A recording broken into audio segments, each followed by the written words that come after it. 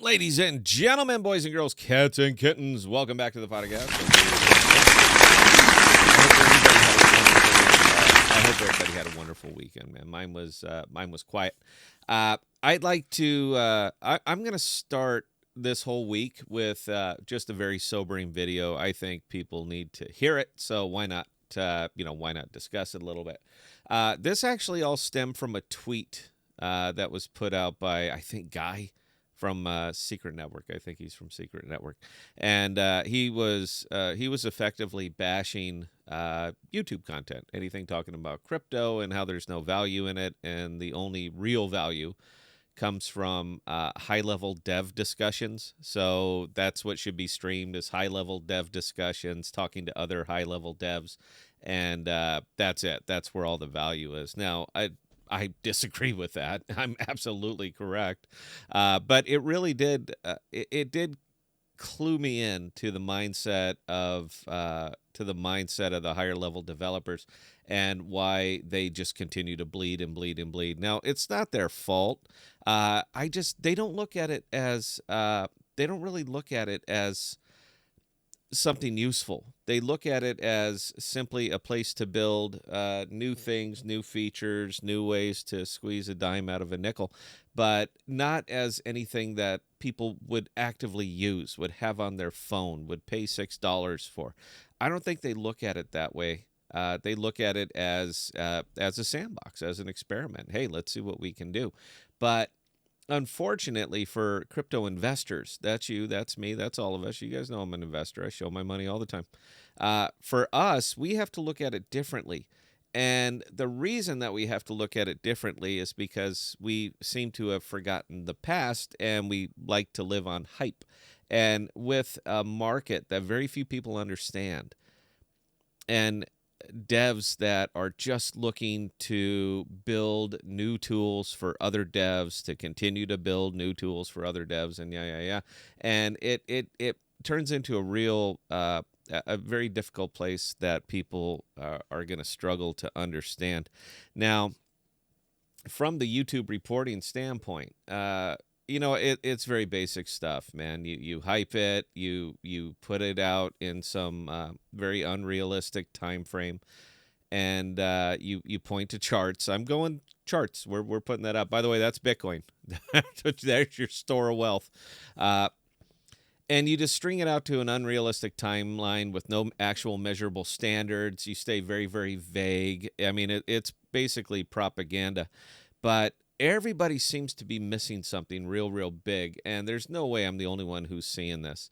But what happened for us back from 2019-ish, 2021, 2022, it was a .com. It was a bubble. And that bubble is not coming back. Now, for those of us who have been investing for a very long time, the parallels between what happened then and the .com bubble they were perfect. I mean, it was absolutely perfect seeing what happened then versus what happened now. And what happened for the .com, it was just a massive, massive bubble that started to form in the late 1990s.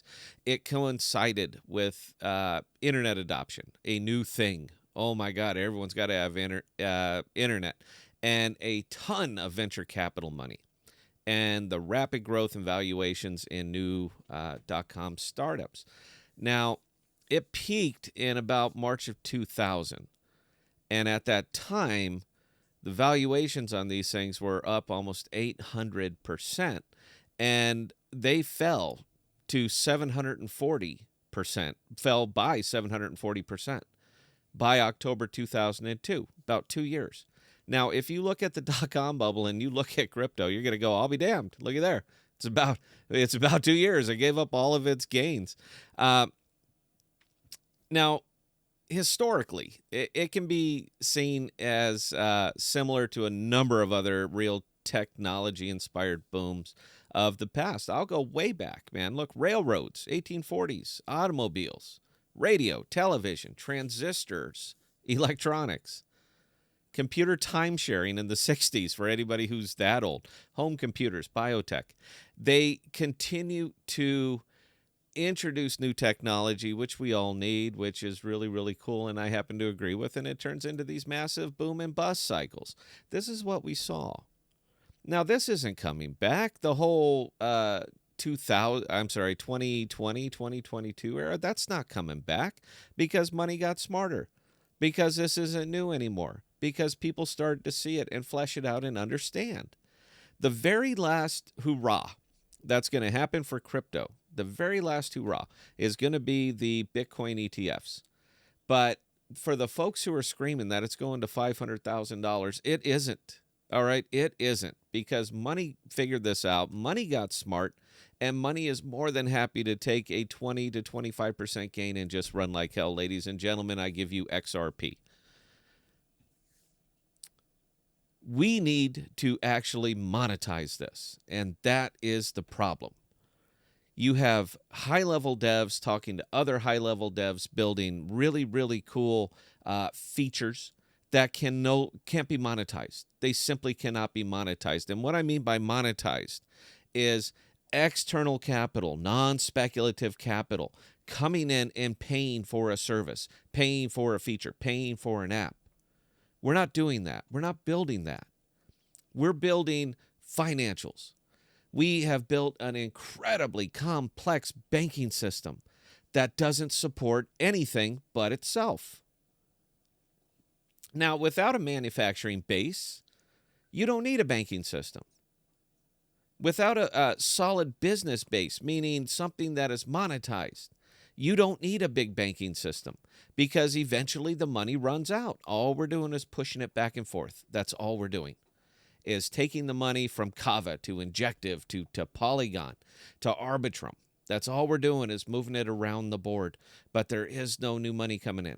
Now, the Bitcoin ETFs will bring new money in, but it will be temporary, and it will fade, because eventually you have to monetize something, and you simply cannot monetize Bitcoin. It's a speculative asset. It is a speculative asset. 100% right about that. How can I prove it? Whoop, there it is. There's your Bitcoin chart. Speculative. So, as much as I admire all of the my fellow my fellow crypto people that like to go on YouTube, as much as I admire you having an opinion, you're dead wrong. All right, you're dead wrong. Now, there's a way to save it. There absolutely is. And the big problem with a lot of the dot-coms is that they got tons of venture capital money coming into them, but they didn't know how to run a business. Does this sound familiar? Does this sound familiar to anyone? Whole bunch of money coming in, all the VC funds that you possibly want, unlimited, but you don't know how to run a business. You don't understand that it comes down to a single piece of paper. Income on this side and expenditures on this side. And as long as income is higher than expenditures, you stay in business. But you have built dev tools that can't be monetized. So how could your income possibly be higher than your expenditures? You have to pay validators. You have to pay devs. You have to pay salaries. You have to pay all of these things. Nobody's working for free. But you have to pay all of these things, and you have zero income. So how does this end positively for you? Now, it's savable. Blockchain is a marvelous technology, and it is 100% worth it. Decentralization. I am huge with that. That's what we need. But you have got to find a way to monetize it. Games, monetize it. Porn, monetizes it. Consumer apps, utilizing blockchain. All of these things utilizing blockchain. These are what are going to save after all of the dev tools and the financials and all that other stuff goes tits up. The thing that is going to save it are things that people will pay to use. Now, we've spent a lot of time going over, pouring over all of the cryptos that exist. And I don't think I found 15 things that are actual consumer apps that are actually monetized. Now, I'll keep looking, because I think it's important, but you have got to build products that appeal to everybody, that appeal to the entire world, not the little niche of the niche of the niche. If not, man, enjoy the ride. Keep Keep farm what you can, enjoy the ride, and just wait for it to go tits up. And believe it or not, I'm not jaded, man. I am idealistically hopeful that these guys are going to catch on. But if they don't, man, there's simply no way. All right, it will bleed out because it has to.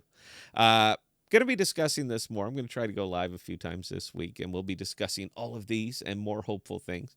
Questions or comments, Scott at thepodcast.com. I answer any and all. And until next time, please stay safe and please be smart with your money. Cheers.